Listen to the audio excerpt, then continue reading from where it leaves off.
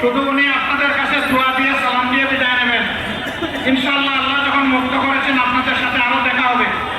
এখন আপনারা কথা বন্ধ রাখুন, আমাদের কার্যক্রম এখনই শুরু হচ্ছে। খেয়াল রাখেন, এটা অত্যন্ত ব্যস্ততম একটা যোগাযোগ সংযোগ জায়গা। এখানে আমরা জনগণকে কষ্ট দিতে চাই না, এই জন্য খুব সংক্ষেপে শেষ করতে চাই।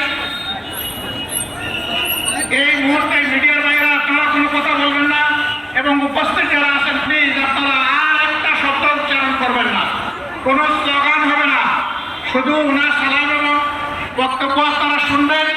এরপরে ইনশাল্লাহ আমরা বিদায় নেব। আসসালামু আলাইকুম।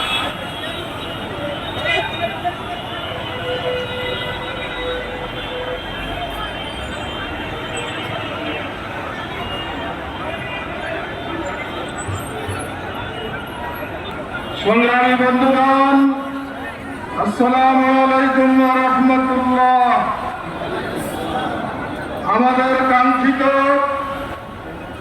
জামাত ইসলামীর সাবেক ভারপ্রাপ্ত সেক্রেটারি জেনারেল 14 বছর কারাগারে নির্যাতিত জীবনযাপন করার পর মহামান্য সর্বোচ্চ আদালতের রায় বেকসুর খালাস